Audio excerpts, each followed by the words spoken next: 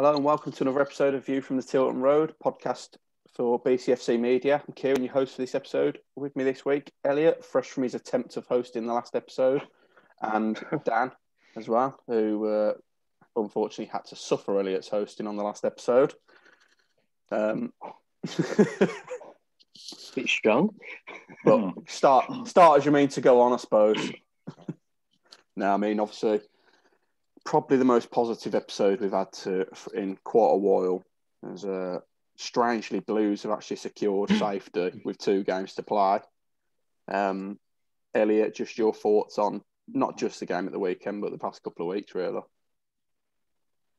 Yeah, it's not used to it, are we, as a Birmingham City supporters? So, yeah, like I was saying before we come on, I've put the next 2 weekends off, thinking it's going to be a nice, nervy end to the season, and now I'm just going to be sat back with a nice cigar, chilling out, watching the last 2 games.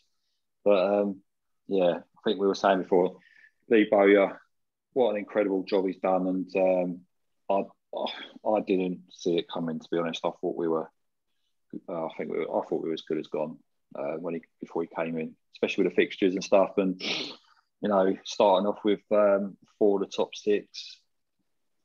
I thought it was, to be honest with you, I thought it was mad coming from Charlton. Charlton, in a good position, aren't they, in League One, and good owners now, and it was a real surprise that he upped and left. So yeah, what an incredible job he's done, and I think we're all looking forward now to next season. Crowd to be back in, and I've got no doubt that the recruitment under Bowyer, hopefully, fingers crossed, will be better than last summer's, and hopefully we'll secure a couple of the players that have impressed really in the last sort of month or so under Bowyer. And yeah, I'm not used to this. I'm not used to being optimistic and positive. So yeah, I'll let Dan have his say. I think obviously, like you just said, I think we all said on the podcast a couple of times back when Karanka was rumoured to be going for weeks on end, we said who realistically would come in and turn things around at that point. The names we were being linked with were Paul Cook and whoever else, really. Pulis, yeah, that's the other one. So yeah, I mean, I know we're looking at the names.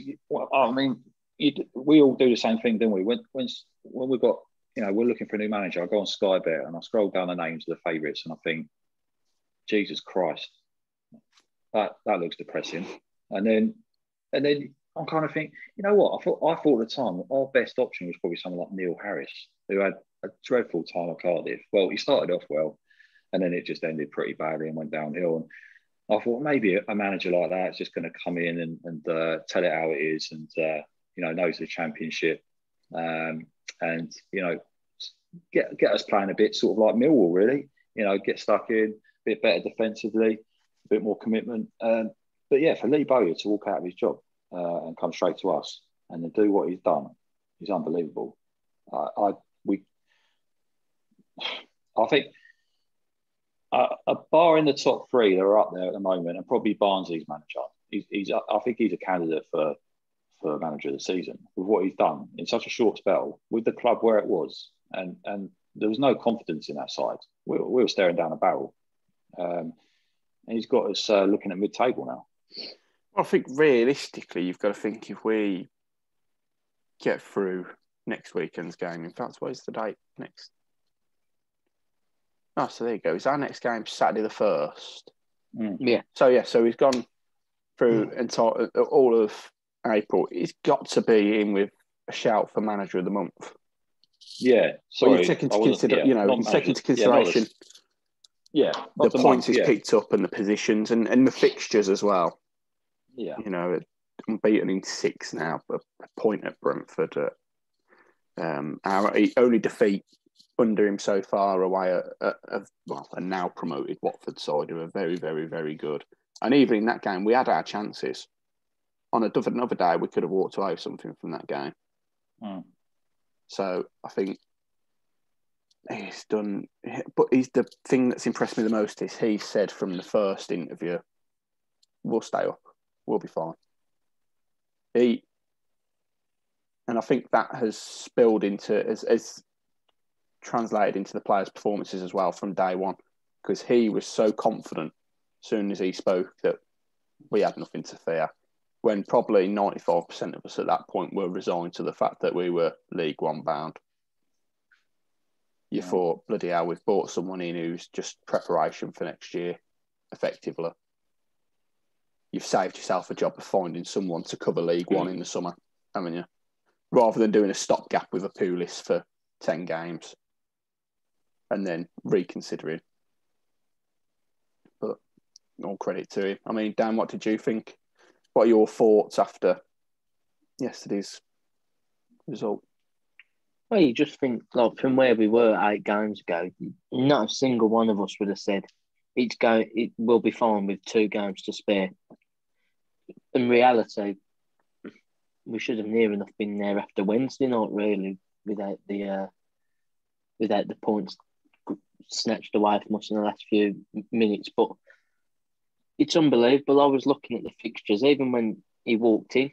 I was hoping for a bounce, but I looked at this first of all, we was all talking about the last 6 games, weren't we, saying that's where we're going to have to get our points. And I was thinking, the way we went the whole season with the confidence on the floor, I was thinking, I'm hoping maybe a point a game for the last 10 games might be enough. And who knows, it might be. It might have been anyway, but he's absolutely blew that out of the water. 17 points in 8 games. It's very rare we go on runs like that ever. Even in our years in like the promotion contention, it's very rare we get a run like that. We had a run like that. So it's unbelievable, to be honest. I remember saying, if he keeps us up, it'll feel a bit like, a bit like a fairy tale, next player coming back and saving us. But I didn't really believe that it could happen.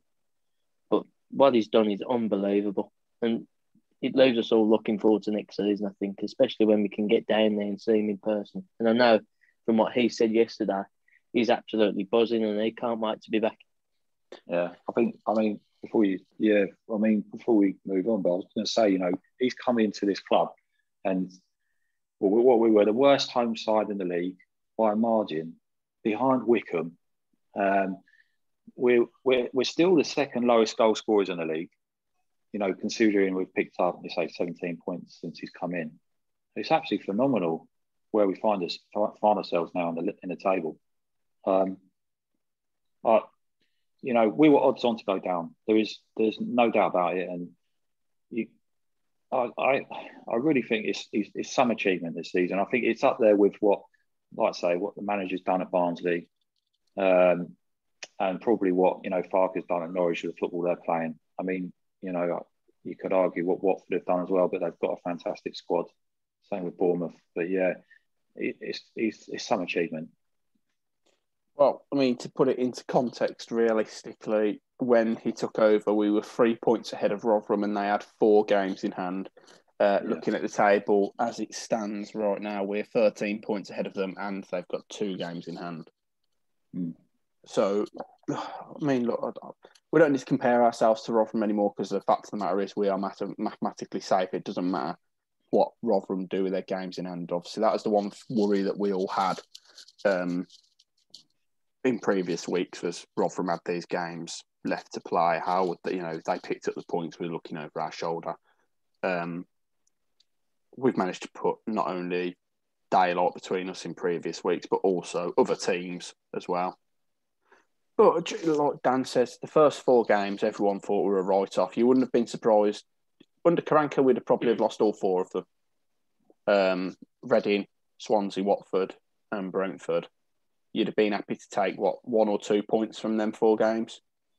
To take 7, winning both of the games at home, a clean sheet at Brentford, probably the best chance of the game as well, with Gardner hitting the post. We lost comfortably to Watford in the end, but we had our chances to Hogan before half time again. I know Hogan loves a good half time chance. Missing it. by the way. But we didn't look bad. And then the other 4 games we've had took 10 points from teams who've been in and around us, or not really playing for much. The points return so far has been ridiculous. The performances have been. You can't fault any of the players. No, I mean, ultimately, that's what it comes down to, isn't it? The players have gone and put a shift in as well. They've bought into what he said, and they've gone and put a shift in.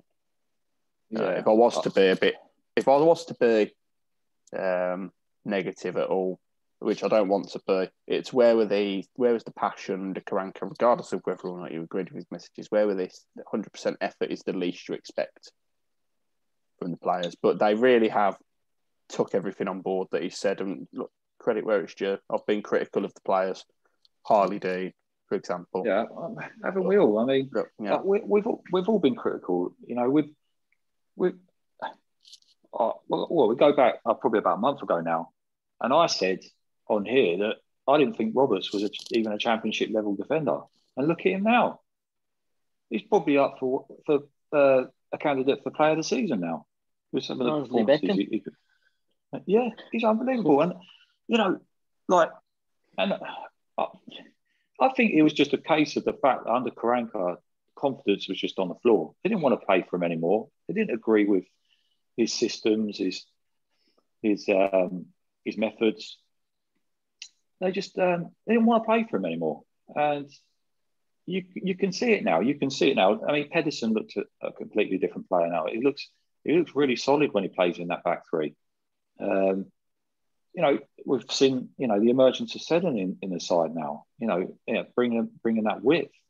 Colin, I've been calling for him all season. I mean, yeah, everyone has.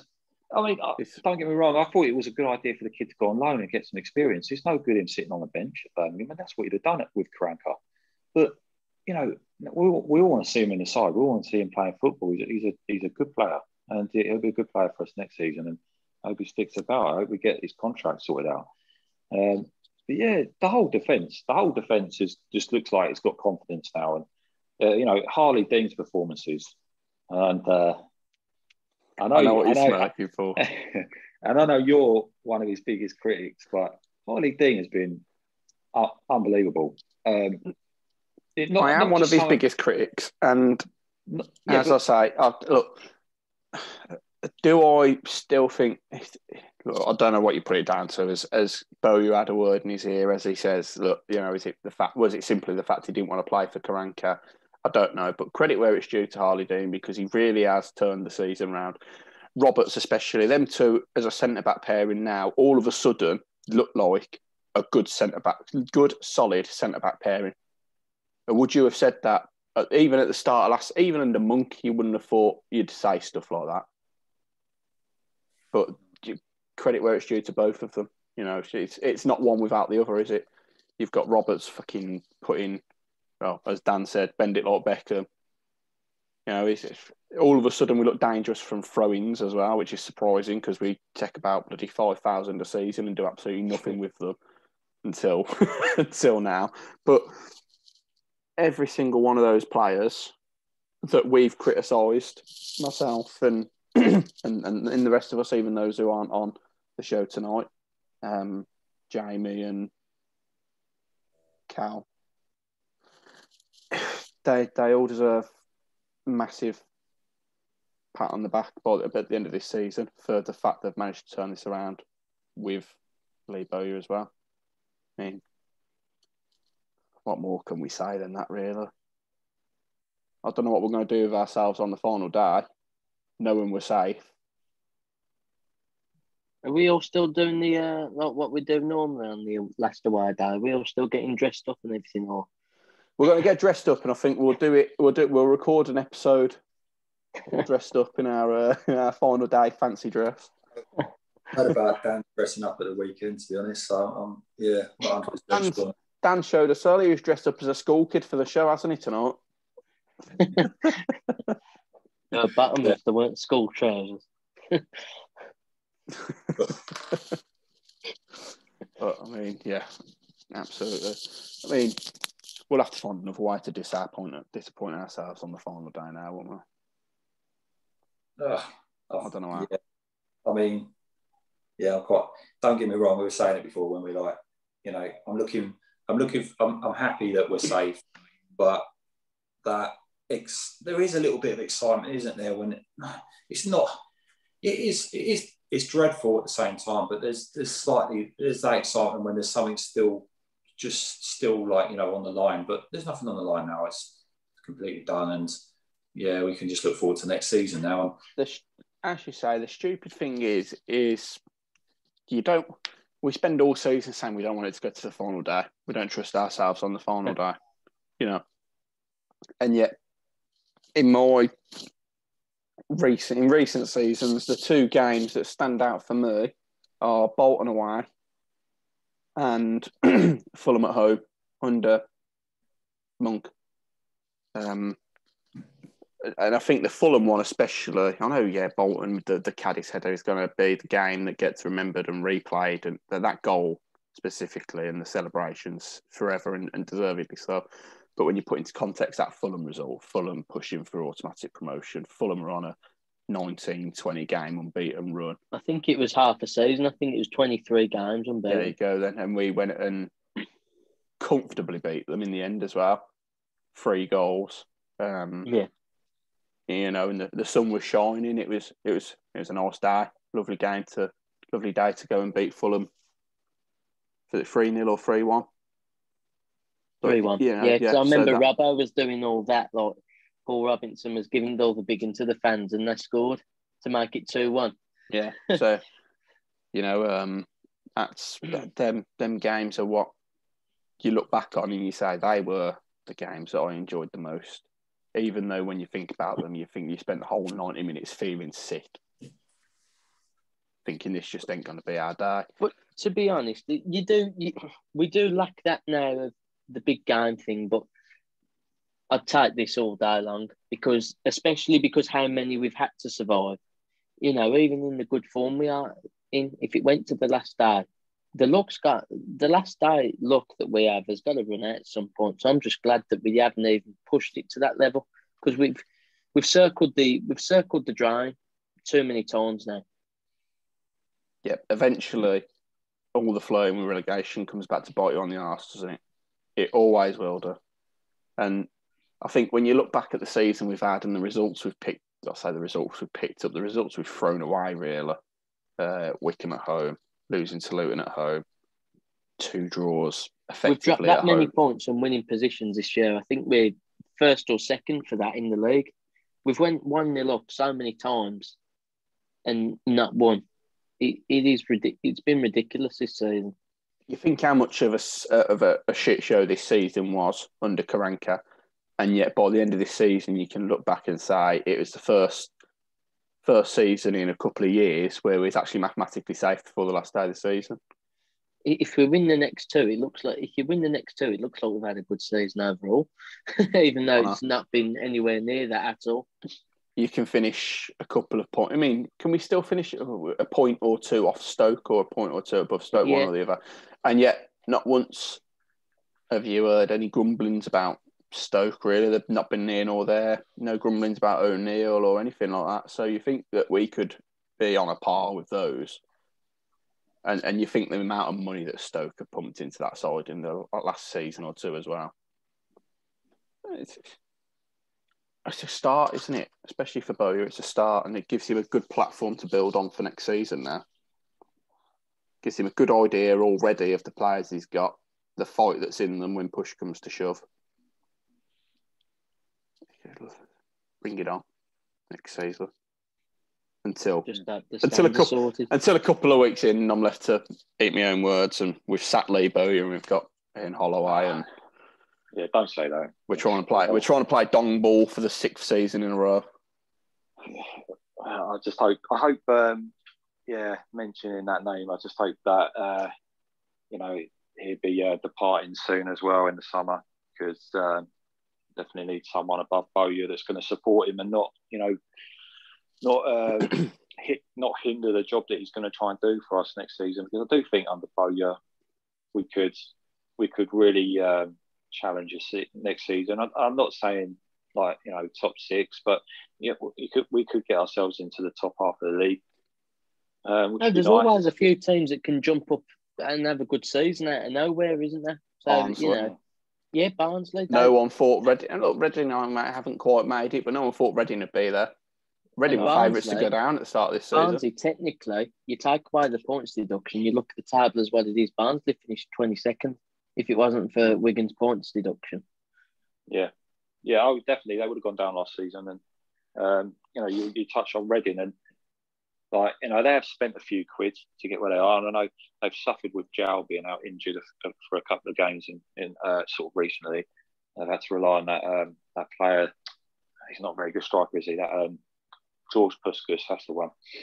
They've had to rely on him. So, but they've got some fantastic young players, Reading, that they brought through. So, that's something we've got to look to. We've got to try and. I'm hoping the next 2 games now, there's not much rest of them. We do see the likes of, Murray Miller. Is it Murray Miller? Yeah. Miller. Yeah, Miller. I'd like to see Cosgrove given a go as well. Next season, obviously, we can bring Odin Bailey back. Don't get me wrong. I think he's got potential, but I have watched a few of his games, and I do think he's got a lot of improving to do.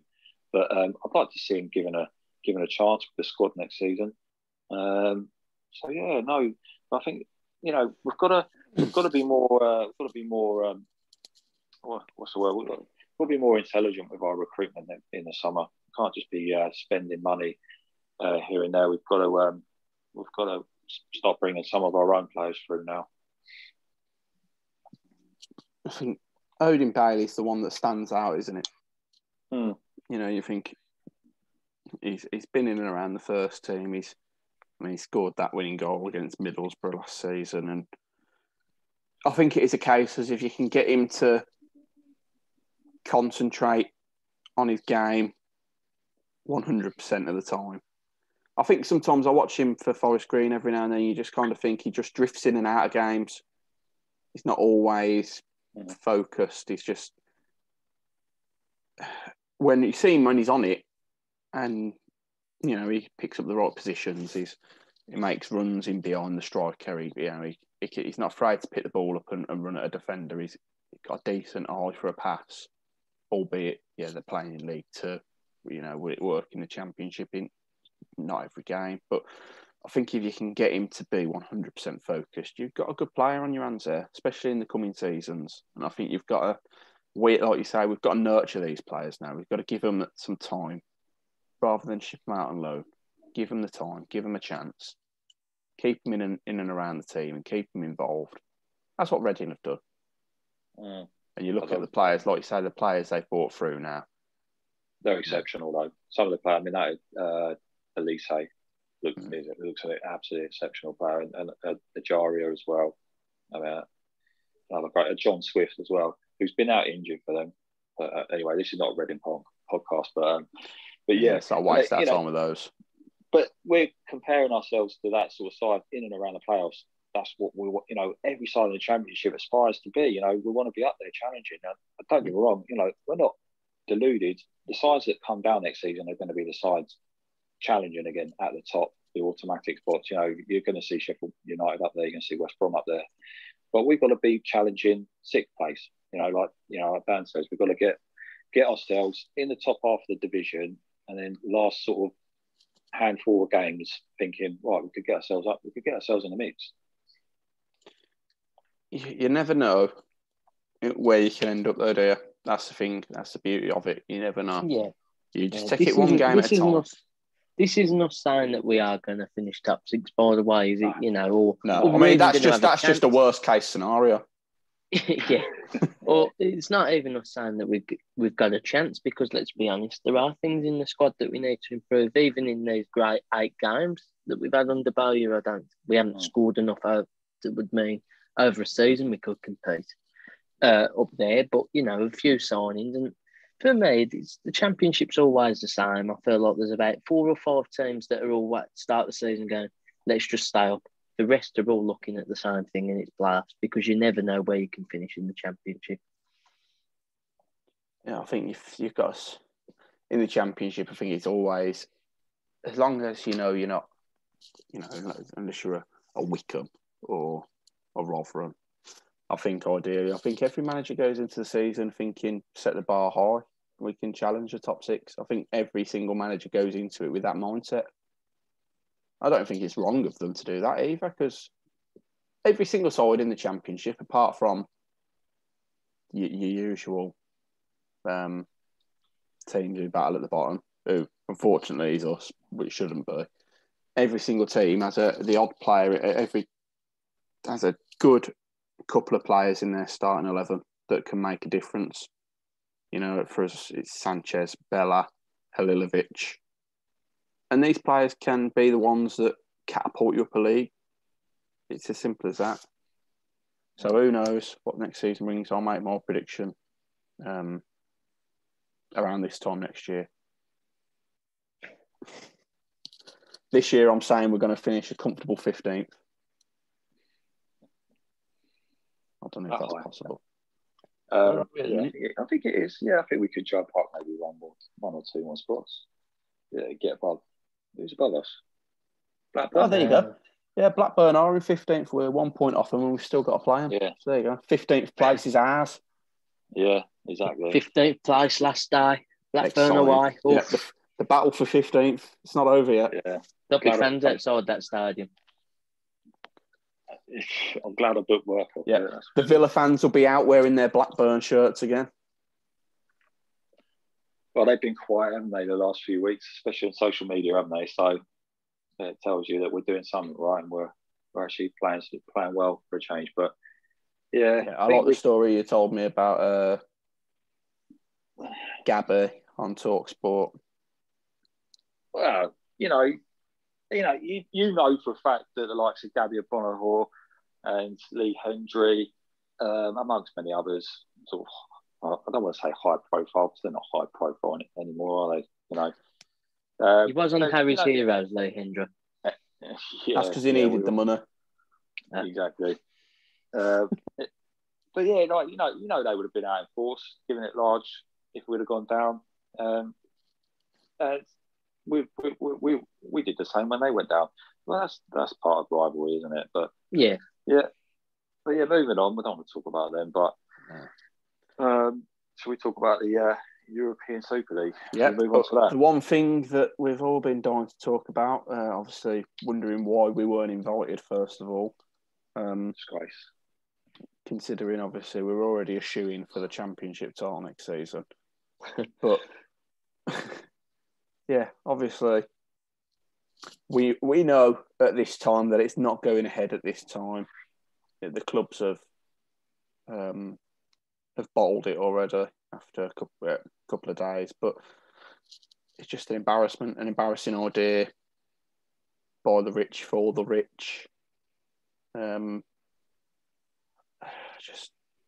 Just your thoughts on it, really. First of all, Elliot, your thoughts on, and I think obviously we should make it clear before we start talking about it. All three of us are against the idea. It's absolutely pathetic to think that these clubs, especially the fact that some of these clubs can even consider themselves big sides. Again, if it weren't for the money, Arsenal or Spurs wouldn't be anywhere near a Super League. Let's be realistic. There's bigger clubs in the Championship than Spurs, for example. When you look at the history of it overall, if you're doing it from purely on a club history and what a club means and what they've achieved, you'd put a Forest in a Super League over Spurs. You'd put Leeds in there.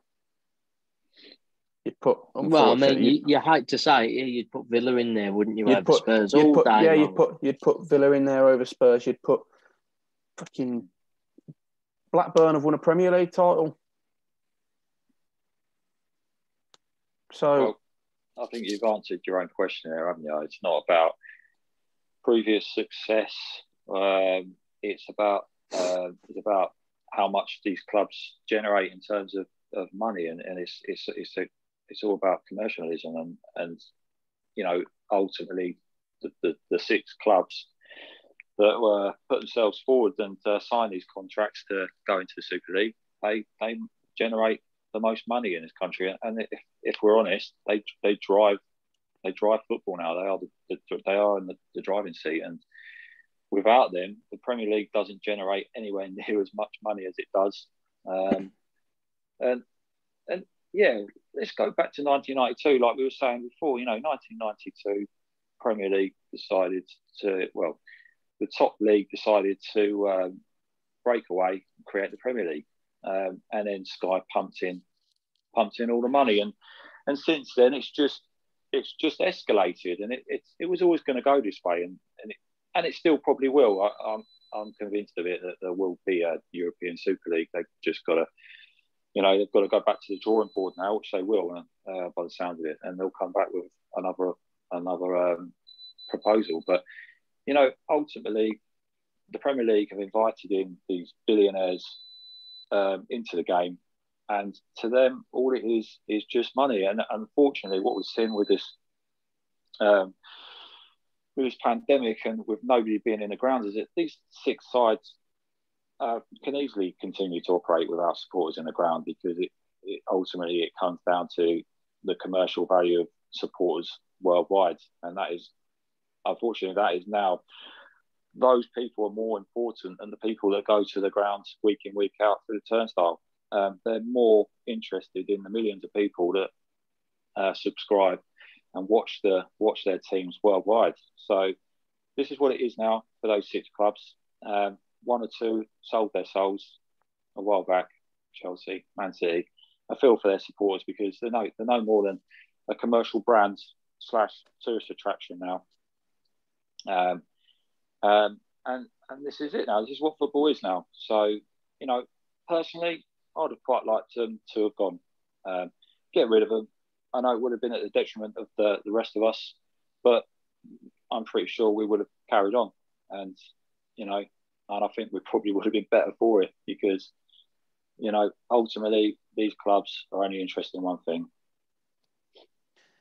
I think the idea of them being gone leaves you with a wide open Premier League, doesn't it? You're going to see more competition year in, year out, because you look at the teams that are up there this season. West Ham fighting for a Champions League place, Everton are looking in and around Europe again, but every other year them two are fighting at the bottom half of the table again. Yeah. So you're going to have swings and roundabouts with every single side that have been in the Premier League. I don't think... I agree. I think they'll come back to the table with another offer.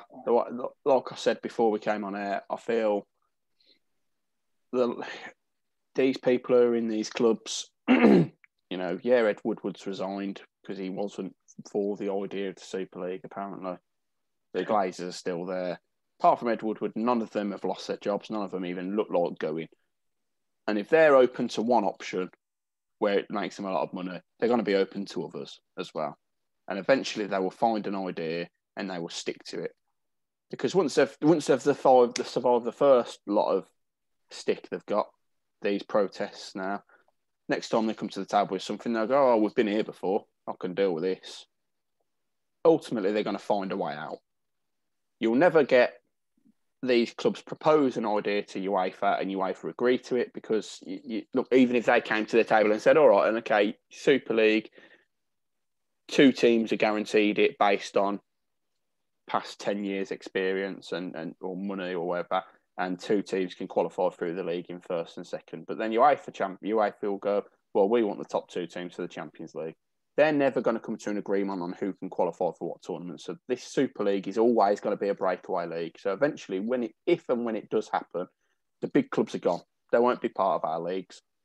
And I think this is something that the FA and UEFA have just got to accept, get their head round, and start putting plans in place now. So when something else is announced, we know what's going on. We know what the punishments are going to be. We know what their idea of a reformed league and a reformed Champions League is going to look like. Because let's be honest, realistically, the new Champions League proposal isn't any better than the Super League. The idea that teams qualify based on their coefficiency. No, competition should always be you earn your place. Not Leeds, the shirt that Leeds wore and other teams as well. You earn it. You earn competition. You get into the best competition if you perform well over the course of a season. You don't get in based on how well you've done previously. You don't get in based on the guarantee you bring in more money, because that is disgusting. Just because that's how these clubs are run at the top now. Football should always be about the competition of it. And like Guardiola said, if a competition doesn't mean anything, if you're guaranteed to be there, then what is the point of it? What's the point of the Super League if you're guaranteed to be in it year in, year out? Because no one wants to sit there and pay extra money to watch Arsenal and Tottenham draw 0-0 for their only points of the season. Because they ain't going to get fuck all from anyone else. So let's be honest, they'll be the whipping boys in that league. They're an embarrassment, both of them. I watched Arsenal draw with Fulham. They probably should have lost, to be honest. I won a bit of money last week, a couple of weeks back probably a month or two ago now. Burnley went and won an Arsenal. Would you put Burnley in the Super League because they beat Arsenal? No one would they? So these clubs, they're not even good enough in their own leagues. And they want to be. This is what it boils down to, mate. And you hit the nail on the head. They want to be in a closed shop. They don't want to be denied playing in the top European competition by the likes of Leicester, West Ham, Everton. They don't want to be. They think that they should be there. They make the most money commercially, and they have the biggest audiences, and they have the figures. They know that they have the biggest audiences for Arsenal, Man United, Arsenal, Liverpool, Tottenham, Arsenal, etc. Rather than when Tottenham or Arsenal play Burnley, your Palaces. They know this. That's where all the it's money. And this is the thing. I feel sorry for the supporters. That's what the proper supporters. The supporters that have been there, 20, 30, 40, 50 plus years. Not your new supporters, but because their clubs have sold them out. The clubs are sold out big time. And I want to say they're football clubs, but they're not football clubs. I think we can all agree on that. They're not. This isn't football anymore. They're just brands. That's what they are now. And this is, it's a shame, isn't it? Really, but we all know they're not going to get a points deduction, are they? You look at it, and Gary Neville and Jamie Carragher have said it, and we said it before we come on here. The two that really stand out like a sore thumb for joining this from the English League is Liverpool and Manchester United. They're your two worldwide, huge, iconic clubs. But at the core of it has always been, especially at Liverpool, when you think of what they've been through as well with Hillsborough and Heysel as well. They've been through, their name's been dragged through the mud by the police and all that, and the scum and all that. And their anthem, "You'll Never Walk Alone." And look, at the heart of it, especially when you think about European competition, everyone says there's nothing better than a big European night at Anfield. You see the fans lining up outside the stadium hours in advance, in their thousands, flares, unfortunately hurling bricks and all bottles at the opposition team buses, and really getting stuck in from the off. Then "You'll Never Walk Alone" rings out around the ground. They go and pull off an incredible comeback against Barcelona, and going back a couple of years ago, Dortmund in the Europa League. And they're the games that give the Champions League and that club a meaning and something that everyone looks to and they go, wow, what a night. You don't have to be a Liverpool fan, but when they beat Barcelona 4-1, bloody hell, what a night, what a game. Yeah, I remember where I was for that game. I was in the pub watching it. I hope just there thinking, what's going to happen there? And as the goals just went in, I've got goosebumps just talking about it now, and it has nothing to do with me. I'm not a Liverpool fan, but that is what it's all about. Yeah, but Liverpool go and beat Barcelona 4-1 in the Super League. Who's going to give a shit? Does not mean a thing. You put that game into a different tournament in a different context, it means absolutely nothing. Might be this Super League, but it's not Super, is it? No one will care for it. No, because you know that they're going to play this year, next year, the year after that, for the next. I think the deal was 23 years. So they're going to play the same games over and over again. As Elliot said, close shop. They cannot fail by being in that. You finish bottom. Oh, well, bit of a rough year. We go again next year. That is all that's going to happen. And I am for one that, yeah, I agree. You know what? They should just, it shows, I don't know, for me, even as a Blues fan, I felt like that really affected, it felt like it affected me, to be honest, because I think, imagine having the audacity as them top six owners to think taking them clubs out of it that mean a lot to their supporters, but it means a lot to our English game. We get promoted. The first things I'd be looking for is when do we play United that say, I know people talk about the games away, but I'd be thinking, when are we going to have a packed out St Andrews for Man United, Liverpool at home? When are we going to have these top players come to our ground? And it just shows how out of touch they are and how much the elite football is just a business now. You know, this is something that we all knew. We all knew anyway that they just see it as a business, and it's shown that the likes of Liverpool don't need, the likes of what we are at the Blues don't need, season ticket holders don't need anything, because at the end of the day, they go and play in Dubai, anything. I know they weren't quite that level yet, but in my opinion, it was going to be. They were going to start playing in, you know, Miami and places like that. They don't need your bog standard season ticket holders whose life is around going to watch Liverpool, going to watch United, going to watch City, because they know that they'll get tourists there, and the tourists will give them more money, because the likes of your season ticket holders, they probably pay their season ticket. You know, they don't go riding the club shop every time, do they? They don't, not necessarily going to go and buy a programme, or, you know, not every year you buy the kit. But, you know, with tourists around, they'd be buying every kit, turning up, dressed as a player, near enough, or, you know, with the programmes and everything. That is all they're bothered about, because it makes money. And it's sickening how football's been allowed to get to that level, really. It's a problem that we all knew was going to happen. The timing of it did take me a bit by surprise, because I was sort of expected a bit more talk about it before it literally just said, by the way, this will happen, then it seemed in place. But gotta say, I'd have been absolutely embarrassed to be one of them top owners when it fell through, and they're going to have to walk back through the door of the Premier League and look every owner in the eye in the meetings again. I wouldn't. They've got some cheek if some of them go back there. And Ed Woodward coming out after it fell through saying, I didn't agree with it. I think that's a load of rubbish, to be honest. Why didn't he come out and say that when it was happening? If that was the case, is that what would have been such a big point for him and would have made him look a lot better than he does now, would have been if he walked away whilst it was happening. Because then all of a sudden he stepped down after it fell through. To me, it just looked like he was too embarrassed to come back.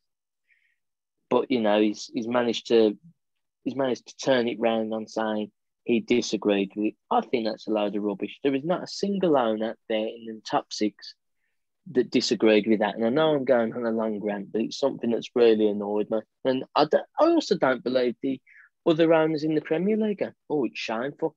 I bet you 95% of them owners, if they were invited to that Super League, they would have been there as well. And I also don't believe UEFA are like, amazing how they stood up against it. If it was called the UEFA Super League, they'd be lapping it up. Yeah, UEFA are the biggest hypocrites in all of this. Well, yeah, them and the Premier League. Them and the Premier League are the biggest hypocrites of this. The Premier League broke away from the Football League. They have created this platform for them to take to try and create this Super League. This is what it's got to. That's it. It's escalated to this. It was always going this way. It's going to go this way. Don't care what anyone says. It will happen. They don't. Like, did you see Kroenke's statement? Did anyone read it? Did anyone read some of his comments? No, I did read Daniel Levy's where he tried to justify why he put Spurs in there, which, again, was just laughable. I mean, it's embarrassing. It is embarrassing. Kroenke come out and said, the global fans want Arsenal against Barcelona. The global fans. as often as possible. English fans want to see more big matches. Yeah, okay, fair enough.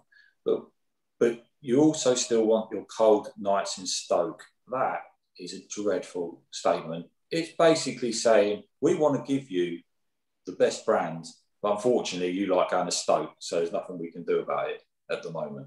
It's a pathetic statement, a pathetic comment, and it just... Every single one of the statements, and yes, that is fucking ridiculous, but every single one of the statements that come out, I don't care if they apologised. I don't care if Daniel Levy said, oh, I understand the anxiety we've caused our supporters. I understand Arsenal come out and said, we apologise for this mess up.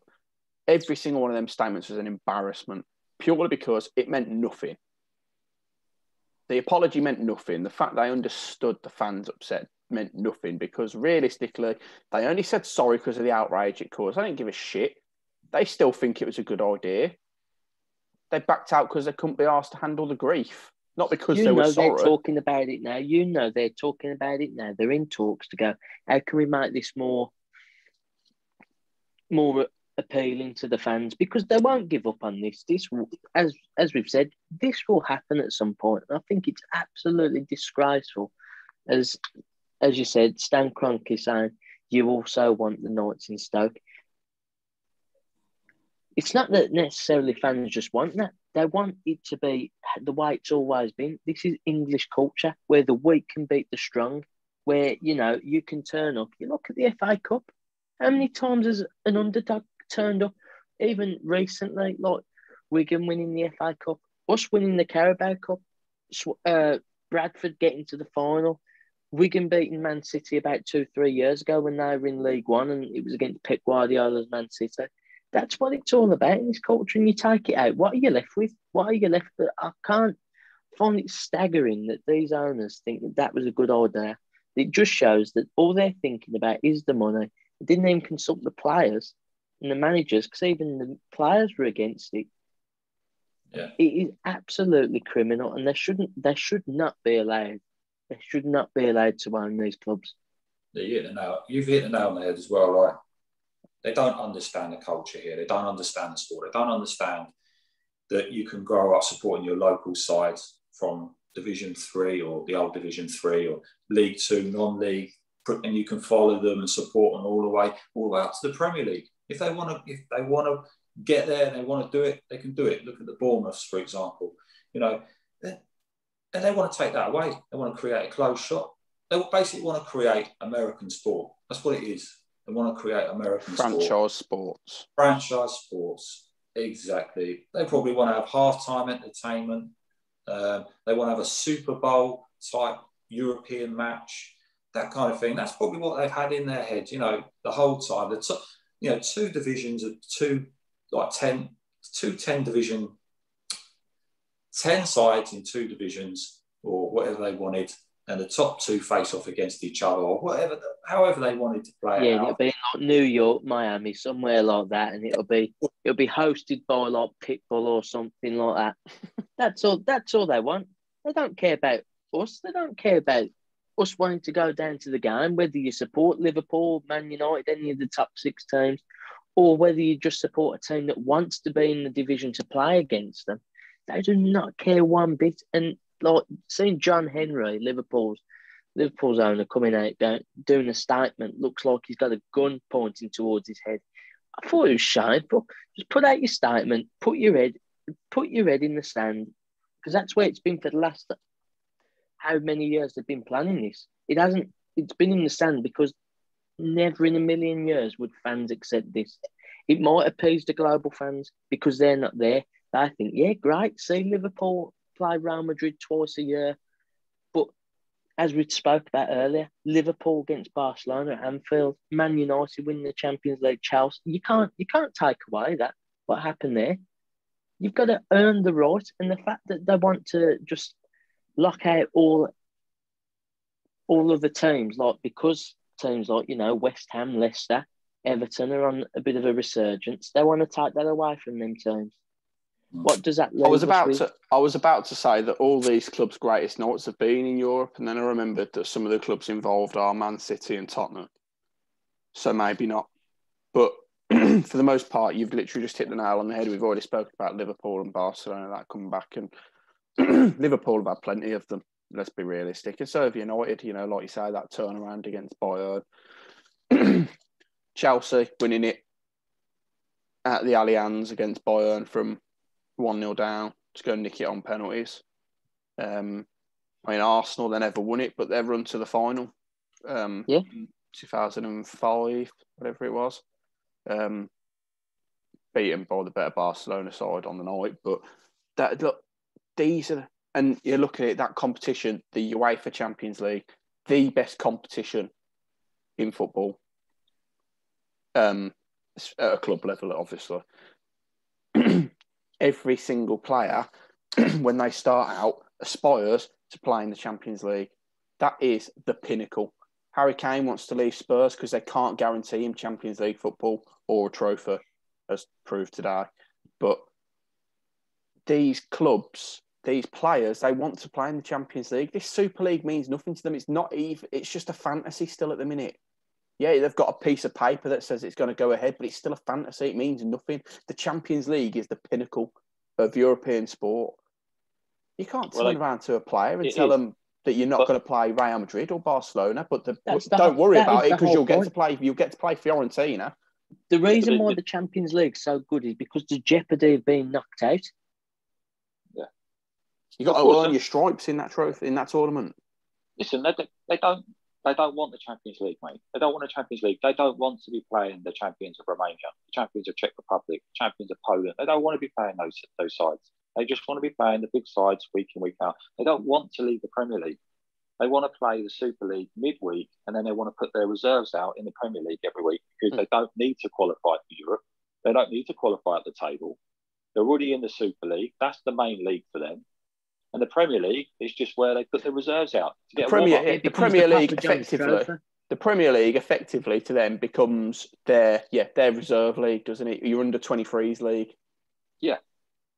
And they trial it. Oh, we'll see how such and such gets on playing in midfield against an Everton. See if he's ready for the step up to the bench. What it creates, Kieran, is the fact that these six sides can put their second string out and still probably win the league comfortably because they're pulling in 300 to 400 million on the side from their, as well as their 150 million again from Sky Sports every year. So they can just strengthen their sides far beyond any other side in the Premier League, absolutely outstrip them. They can put a second string out and absolutely dominate any team in the league. And they'll still finish all in the top four. Yeah. Of course they will. Yeah. Yeah, but that's the frustrating thing for me is all these big teams that decide they want to play the best. The simple thing is in football, they will play each other as long as they earn it in the Champions League. You will play. All the big teams have the possibility. Chelsea are playing Real Madrid tomorrow, Tuesday night. Yeah. They've earned it in this division. And don't be wrong, I'd be looking forward to that game a lot more if there was a crowd in there so you could feel the atmosphere. But the reality is, if they do well, they will do it. They will play against each other. So, yeah, and that's what the owners don't want. They don't want the pressure of having to do really well. They just want to guarantee the games, as we said before. And that is not, it just wipes out sporting integrity. It's not good enough for them. That's the point, isn't it? You've got that they want to guarantee these good games, but realistically, like we said, they're not good enough. Some of these sides aren't good enough to get these big games. That's why they want the guarantee of it. Because your Arsenals and your Spurs, they ain't going to see the Champions League in the next few years. Spurs' only world-class player, you got Son, who's a good player. He is a good player. But Harry Kane... Danny Rose? Danny Rose, yeah. Now Jose is gone, that's it. Danny Rose is back in the picture, isn't it? But, it's Harry Kane. He wants to leave because they can't get him Champions League football. Daniel Levy's obviously used this Super League to try and... I know the players apparently knew nothing about it, but he's probably going to use that Super League to try and convince Kane to stay. This is the pinnacle of sport, mate. You don't want to leave for the Champions League. We're going to be a step beyond that. As I was about to say, in normal circumstances, I'd be buzzing to see Tuesday night, see Real Madrid play against Chelsea. The only reason I'm not is because there won't be any crowd in there. But that is what it's about. If it was the second time Real Madrid and Chelsea came together in the league, I'd be like, I might stick it on in the background. But when the big teams come together in the Champions League, it's what everyone's going on about. It's like, oh God, Liverpool have got Real Madrid, Liverpool have got Barcelona, Man U are playing against, well, when they're in the Champions League, Man U have got Bayern Munich and stuff like that. Chelsea actually have got Real Madrid Tuesday. That's what you look forward to. You don't just go, oh, by the way, we know that Liverpool are going to play Barcelona in February and October. That's not the point of this. The point of the Champions League is to get everyone gripped. Who's going to play who? What's going to happen here? The best example of fans getting bored is Arsenal drew Bayern in the round of 16 of the Champions League. Was it 2 years in a row? Yeah. And the second year that they drawn them, everyone went, oh, God, Bayern against Arsenal again. Yeah. One, you knew how that was going to end up, let's be honest. And two, the second year in a row, we're playing Bayern in a Champions League game. We wanted someone different. What all of a sudden now the owners thought it was a good idea to put them in a tournament with the same teams over and over again, year in, year out. It would lose its novelty after a season at most. After the first round of fixtures, realistically, you're looking at it and you're going, I know how this plays out.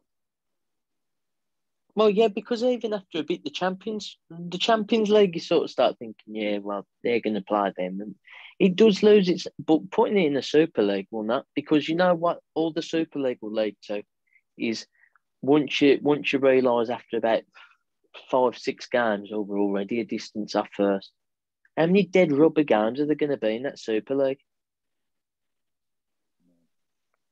It's only the same just as like, the pre-season tournament. The pre-season tournaments that they go around, whatever it's called, Continental Cups and stuff like that. That's what it'll feel like. Second, you can't finish first, it'll be like, what's there today? You're right, mate. The problem is, when they do these pre-season tournaments, they get 120,000 people turn up to them. And this is plants a seed in their head, doesn't it? And they're all buying shirts, like you're saying, all the merchandising. And they think, we could have this on a weekly basis in Europe. We could have, thinking the money, it's just complete greed. It's disgusting, and it would have potentially ruin the entire pyramid. But like I said, you know what? I think they've made their bed. They should have just done one and gone, because they're just, we know what they're all about. We've known what they're all about for a long while, and this has just confirmed it, really. But I'm pretty sure that they won't get anything more than a fine.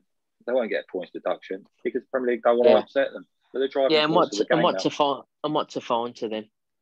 Yeah, this is why this stupid, pathetic idea has been raised again about bringing Celtic and Rangers down, because they want to appease them and say, look, I know you can't have your Super League, but if we give you Rangers and Celtic, that creates some more bigger games for you.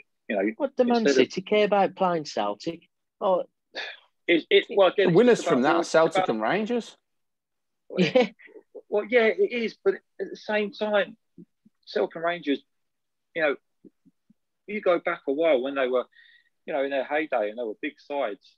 They've got big fan bases. They are big. They are massive clubs. But that's another debate for another time. They should, there's no way that they should just walk straight into the Premier League. If they want to come down to England, they need to start at the bottom of the professional pyramid and work their way up, like everyone else has to. But but that's a debate for another time. But it just annoys me that the Premier League, they're not going to do anything to these six sides. If anything, they'll try and please them. Of course they will. They don't want to upset them. They don't want to deduct points off them, because another couple of years down the line, they'll go. But it's inevitable anyway. They've already signed contracts. Like you say, it was a 23-year contract. It was legally binding. They were gone. They wanted to go. It's pathetic. They was out the door. They've been dragged back in. Yeah, they had one foot out the door. And like Kieran said, the two main culprits here were Manchester United and Liverpool all day long. And the reason Chelsea and Man City jumped on it is because they thought, oh, what are we missing out here? We don't want to miss out. We don't want to be disadvantaged for these sides. If they go and they end up getting 300 million a year more than us, they're going to be stronger than us. No, we don't want that. The rest couldn't afford missing out, but them two. Yeah. What they mean to English football, if they said no, it wouldn't happen. It wouldn't happen. If Spurs said no, they'd go, all right, then we'll just see if someone from the other countries wants to come in and take your place. But Man U and Liverpool saying no, it's not happening. They are the spearhead of this top six. Yeah, they'll come again. Yeah, well, like you say, legally binding contract. So you think by hook or by crook, eventually something's going to get put together for them. Whether further down the line UEFA and the Premier League will appease these ideas, I don't know. But I think they're going to revisit it, see if they can remodel it in any way, while still keeping these big clubs guaranteed certainties every year. They said at one point, didn't they, about Perez said in an interview, we could look at bringing in a second division to it, so there'd be relegation, but still these clubs are still guaranteed to be in it. Yeah, that's not the point. So that's great then. So what, Tottenham can now get relegated to the second division of the Super League, but still be closed shop. But you've just got more teams. Likes of like Ajax and whatever when they eventually come over. Yeah, so there's still a closed shop, but you don't play the massive clubs unless you get promoted again. But it still means ultimately that clubs like West Ham and clubs like Everton, who could fluke a top four, Leicester, they still can't get into it anyway. They still can't play your likes of Real and Barca, and that's what it is. It's these clubs who dare to break into the top four. They don't get rewarded anymore. The whole point of being a football fan is daring to dream about what your club can do. And they were that close to taking that away from everyone, really. So, one thing that I can guarantee you is, I know it's not the club's fault, as everyone's going to have it in for them clubs for a long time now. And, it's going to be, I feel like there's going to be more shocks, because clubs like Tottenham are quite popular. They're doing all right, Pochettino. Now, every other club will be, let's beat them. We really want to beat them and embarrass them today. And they're gonna have a lot more banana skins down the road now. And I think most of them have shown that they're not that super anyway since it's happened. I think since it's came out, near enough every team there has had a result they shouldn't have really, that wasn't acceptable. Yeah. The only thing is, as we touched on, Spurs and Arsenal are having them results before it come out. Yeah, Arsenal haven't had acceptable results since about 2004 for their club. So, and Spurs haven't won a cup since 2008, Super League. Imagine how it feels to be a Leicester City fan. You won the Premier League, 4 or 5 years ago? You've been in the top four probably the majority of the last 4 or 5 seasons as well. And but you're not even invited. Considered. Yeah. No, you're not invited. You don't pull in 400 million a year like we do. So you're not invited. You're not, it's a joke. How would you feel being a Leicester fan? And I think, no matter what Leicester do, Leicester could probably win the Premier League next season. They still wouldn't be considered a top six. They're not getting it at all because of the money. Because it's exactly it. They're not fashionable, and they do not generate money. Well, they do generate money, but you know what I mean. They're not. They're still not on the same planet as a Man United. Your global fans. So the thing that makes me laugh. I know they're worth an absolute fortune, and I understand Chelsea, City, Arsenal, United, and Liverpool. They are City and Chelsea are new money, but they are big clubs. They're known around. How have Spurs got into this position where they're this big financial force? I don't understand. What have they ever done to actually earn it? I don't really recall. What it is? It's that new 62,000 seated stadium. I can guarantee you, if they were in White Hart Lane, they would not be in this Super League. They just wouldn't be, because they'd go, only 35,000 seats. We might as well just get someone else. Spurs are still a selling club. They're still viewed as a selling club. Yeah, the second Man City or whoever, Real Madrid, anyone, come in with a bid for Harry Kane, he will be gone if the price is right. That was literally what I was about to say. Harry Kane is linked with a move away every season. without fail, every season, United are linked with him, Real Madrid are linked with him, PSG. You never heard that about Aguero in his pump at City, did you? Always linked to moves away because they were at the peak. They were at the top. Chelsea peaked when they finished runner-up to Leicester. No, not Chelsea, Spurs. Yeah. Their best Premier League season, they finished runner-up to Leicester. And that's not knocking Leicester all the way. Leicester were incredible that season. They absolutely 100% deserve that title.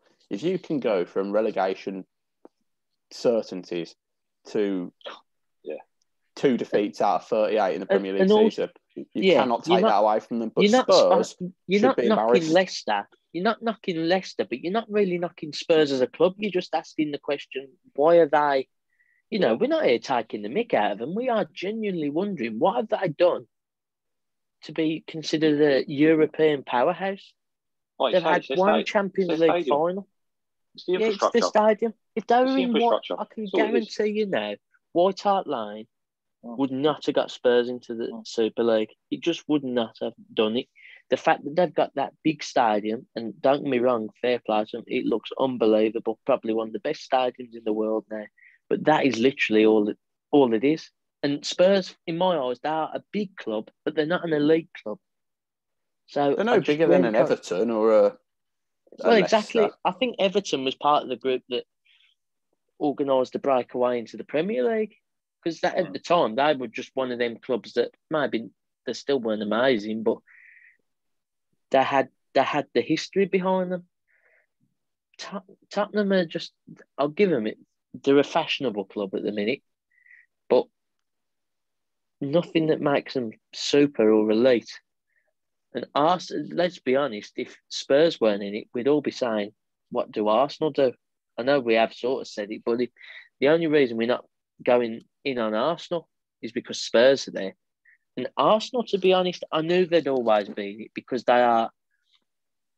You look at the Premier League era, the biggest moments most of the time was Wenger versus Ferguson. So they were always going to get it, but if you look at it on sporting merit, it's just not there at all, as you say. It's a slap in the face to Leicester. It really is. If you knew nothing about this Super League, if it hadn't been announced, and someone came up to you in the streets and said, just jot me down on this piece of paper now who you think are the 6 biggest clubs in England, and didn't say it wasn't financial, it's based on club history and sporting merit, you aren't writing Spurs on that piece of paper. You're not currently. You're not writing Arsenal on that piece of paper. They did win a few Premier Leagues, though, didn't they? Under Wenger. But based off, if you're saying right now, you're ultimately success-wise, you would put Arsenal in there. You would, but Tottenham, you're spot on. Well, other than 2008, when was the last time they won a trophy before then? I think it was they haven't won a league in 60-odd years. There you go. You're right, Kieran. You'd probably put someone like Forest ahead of them. Leeds. Well, yeah, if you look at history, there's quite a few, Forest, 2 European Cups, Villa, Everton, they've all done more in their history than Tottenham, eh? Yeah. No, I don't know this for sure, so you can come back and people might say, oh, they have won more trophies, but I'm even just thinking, like, just recent not in my time, but just before my time, like, I know that there are rivals, and I shouldn't say, but Tottenham haven't even done a patch of what Villa have done in, like, the last 40 years. Well, to put it into context, Blackburn have won more Premier League titles than Tottenham Hotspur, and since then, Blackburn have been right down to League One and back up and have spent a couple of years again in the Championship. Yeah. And they've still won more Premier League titles than Tottenham. I know any team can win a trophy at any point, but 13 years since Spurs won a League Cup. Anything. Since then, we've won a cup. And that was 10 years ago now. Yeah. And Spurs haven't done anything since then. Elite club. Seriously. I'm scratching my head. I can't believe that the audacity of Daniel Levy to sit there and go, we're an elite club, is laughable. And I don't mean to sound like it's an attack on Spurs club. To sum it up, like Spurs as a club, but nowhere near elite.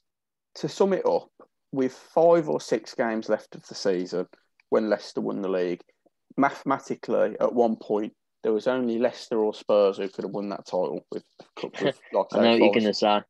Yeah, they finished third in a 2-horse race. Yeah. They finished the season in third. And let's be honest, fair play to Leicester because it was unbelievable. But those big clubs have Leicester blood on their absolutely hands. would have. A lot of them big clubs have blood on their hands for allowing Leicester to win it. They earned it, don't get me wrong. But the fact that, that was Arsenal's biggest chance in years. That was Spurs' biggest chance in years. Like your likes of Liverpool with United and City all dropping off. And you couldn't even get the job done. It was Leicester who took the onus upon themselves. That's a proper club. Now, Leicester, the way that's run is proper. That is a proper club in this country. And I don't think many people can say much against Leicester. They have done it properly. And the teams of the clusters bigger than them have tried to snatch away all those years of work that they've had to put in. And it is a disgrace. There's no other way to say it. It is a money influenced disgrace. Spurs will never, or I'll say never, Spurs will not find themselves in a situation like that again for a long, long time. A long time. And to them, it might not even matter because if this, like Elliot thinks, this Super League goes ahead, it won't matter anyway, ultimately, whether or not Spurs could go get relegated next season. If this legal binding contract's anything to go by, they're still going to get into it as a championship club, for example. So ultimately, it doesn't matter what they do, does it? You know what, though, as well? It's a slap in the face as we've said before, it's a slap in the face to the fans of those clubs. We're talking about it from the outside perspective, but it takes away the credit to, I'm going to say something good about Spurs until like the last few years, and it's going to be pear-shaped. It takes away the merit of them getting to a Champions League final. They lived for the moments like that, beating Ajax when just the night after Liverpool done their amazing comeback, something nearly just as remarkable happened. Spurs came back from the dead against Ajax and they've got to a Champions League final. And now, basically, their owner has said, none of that matters anyway. None of Liverpool coming back from 3-0 down in 2005, it don't matter. That Ajax night was Spurs' best night in history, probably. Realistically, you look back, especially recent history, can you think of a Spurs game that stands out more than that? What they've done with that? A last-minute winner. That was unbelievable. From the dead to beat Ajax. And that Ajax side was something else.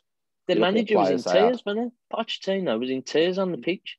That is what it's all about. And their owners are basically going, that don't matter anyway. Forget them emotions because you ain't going to feel them unless you're top of the Super League.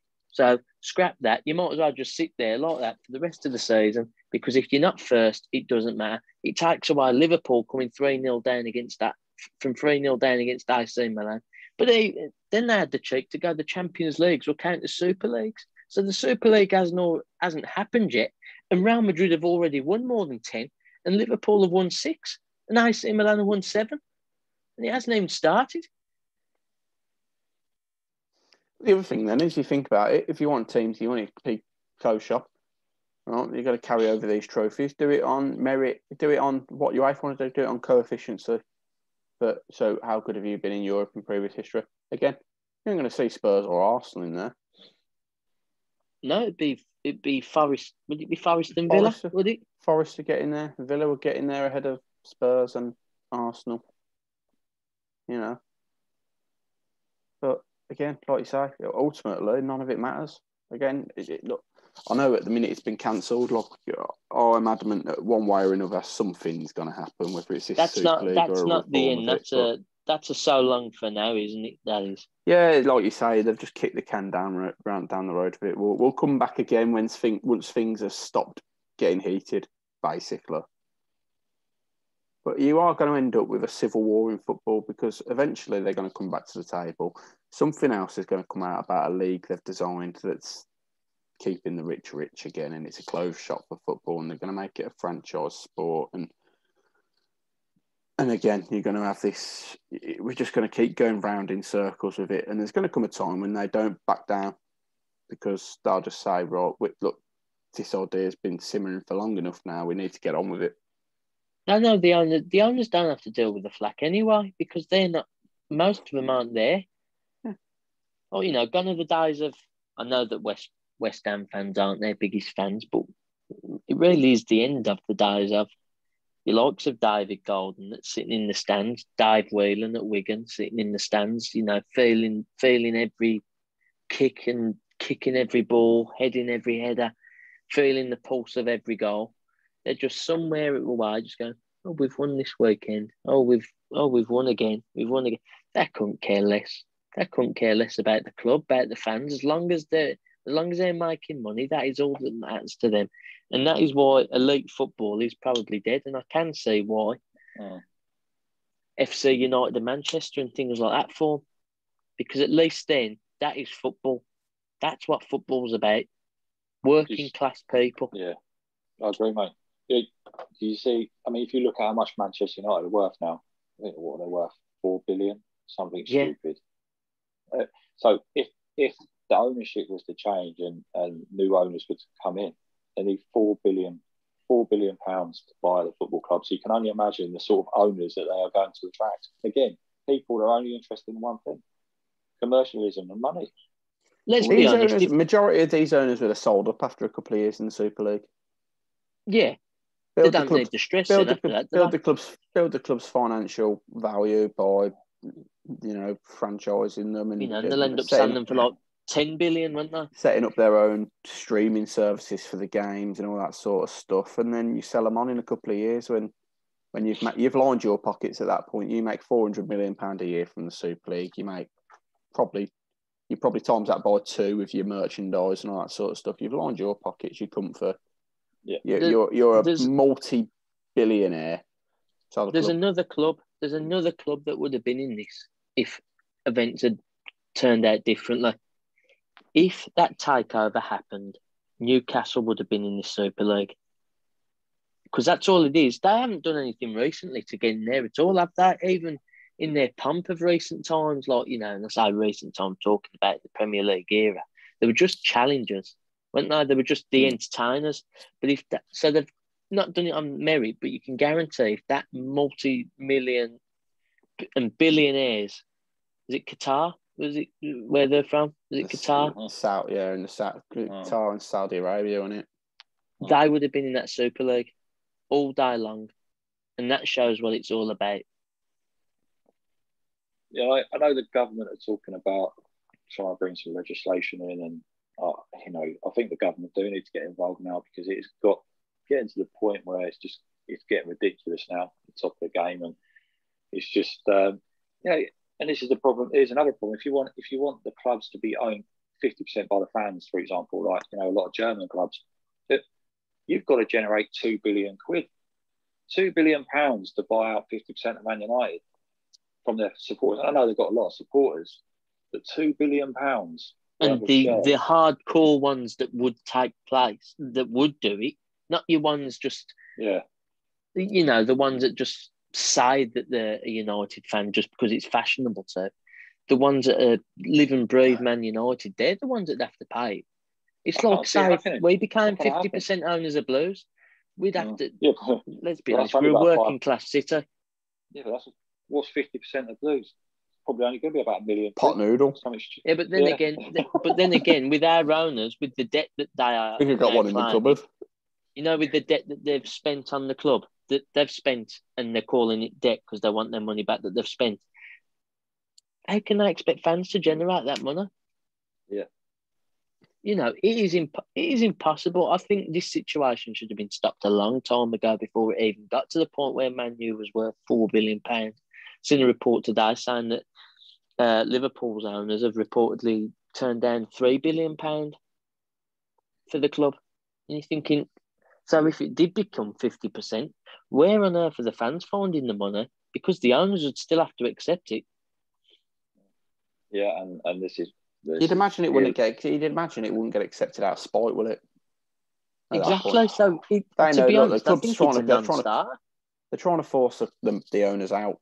That's what it is, isn't it? And look, if you own 50%, and you get a say in everything that happens, you can save the club from from that point of view instead. But like you say, you've got to get the The owners to owners will accept have it. the And if the right. owners know the fans want them out, so they're doing this to try and force the owners' hand on decisions, they're They're not going to want to work with them. They're not going to want to sell, are they? But who do you get in then? Who do you get? So 1 billionaire departs, but 1 billionaire departs, and another billionaire comes in.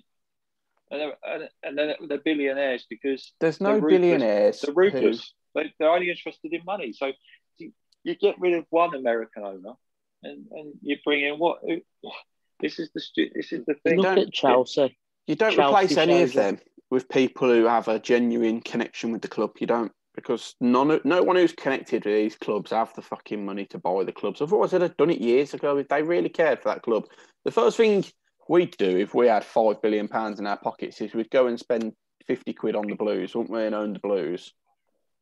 So that's what you do if you have a passion for something and you have the money to run it and own it. You'd want to do it, wouldn't you? Well, look, even the rich locals at United, the ex-players, they had to buy Salford. They don't have they don't have the money to buy United.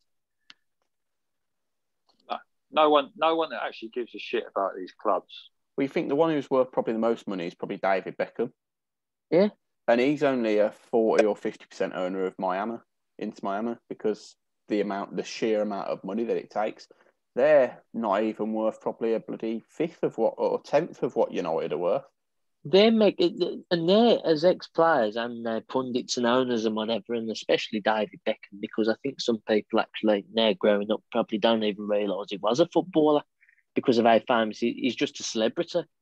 But they're mega rich, but not even a patch on the owners of these football clubs.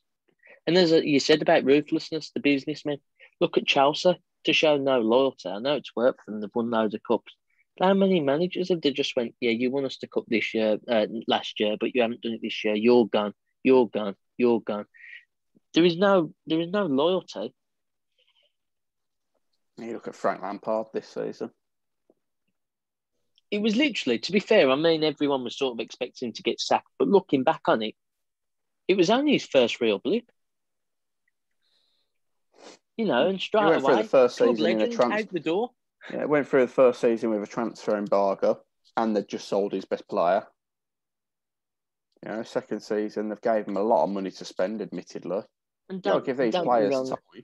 Don't get me wrong, the appointment of Tuchel's shown, look, it's worked. So they will be happy with that. But literally, if you think about it, and I know because it's a big club, everyone hypes up and turns everything into a crisis.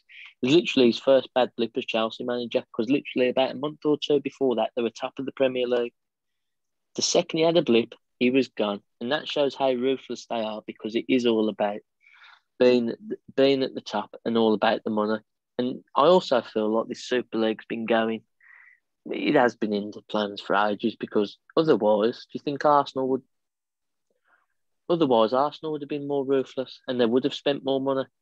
But they've obviously knew for a long time. They wouldn't have accepted Arteta being like 9th or 10th, would they? If they didn't know about the Super League, they knew that they were going to land in that anyway. You think how long it must have taken for them to all to sit down and come up with the idea of how it's going to work, and rules and regulations and so on and so forth, and then to even get to the point where they're drafting contracts. And then apparently this official contract that they've signed is 177 pages long. This has been in talks for years, good couple of years. And I think the Big Six's way out of trying to avoid this was that project Big Picture, or whatever they called it, a couple of months back, where they wanted to reform English football. And obviously to benefit them, they wanted to make a 22-team Premier League or something like that. Probably the extra two will have ended up being Celtic and Rangers, like Elliot said, it's been mentioned again.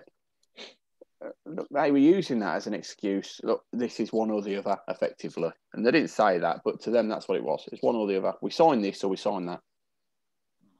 At that point, the project Big Picture got turned down, so they went and stuck their signature on this piece of paper for the Super League and said, whatever keeps the big teams happy and keeps them in the money is what they go with.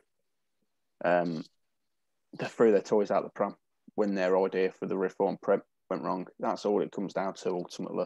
And and now they're too far gone, too far down the line, signed binding contracts. They either pay mega money to break the binding contract they've signed, or they go ahead with it.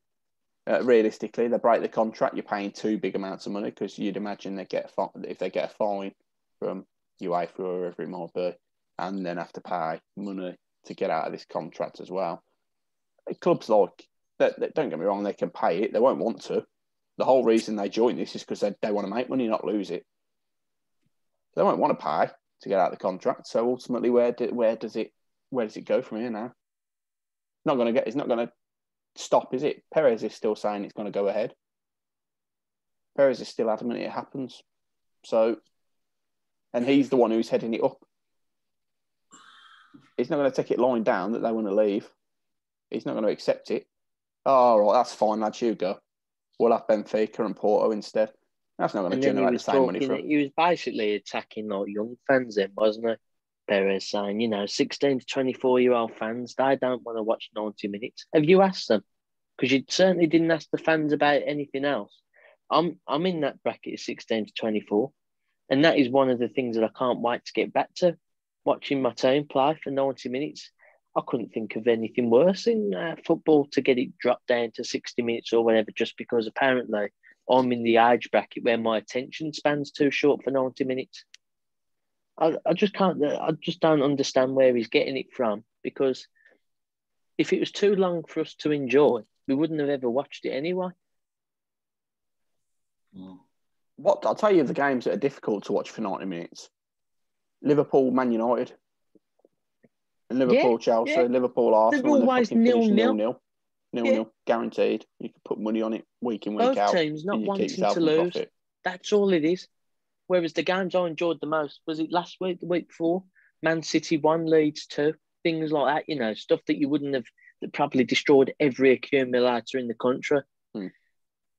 Stuff like that's what you want. I say Super Sunday, and it still grabs me in when I say, oh, Liverpool, Man U, that'll be a good game. When was the last good game? Well, you tell me who you think the most boring sides in the Premier League are, because the whole lot of today, you had Man United play against Leeds, and I'm not going to knock Leeds. Leeds have been really good to watch, but you've had United play. I mean, when they played Leeds last time, was it like 6-4, 6-5, something stupid like that? You've had Man City against Tottenham in the cup final, and yet the two interesting games were Villa against West Brom and Wolves against Burnley. Exactly. Would you ever sit there? If Wolves against Burnley gets announced on a Super 6, on a Super Sunday, followed by, let's say, Crystal Palace against West Brom, you go, fucking what a shite Super Sunday that is. And yet, that's the most entertaining game of today. Because we always talk about those games, that would be a dull 0-0 or a dull 1-1. Whereas in fact, as you've seen today, 2-2 Villa Albion, 4-0 to Burnley, 0-0 Man United, 1-0 to Man City. And you could see that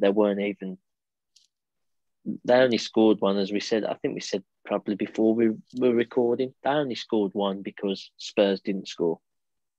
Yeah, so they were hardly going out to entertain, were they? They were just doing the job. So saying that these games are the ones that entertain, if they do, then it is a spectacle because it's the big clubs in the entertaining games. But I couldn't tell you the last entertaining game I watched between them clubs. It's not. I don't think it was in recent times. So it's so out of touch, it's scary. And you think they're the people that basically run football, and they're that out of touch. That shows where football's going. It's not the people's game anymore, is it?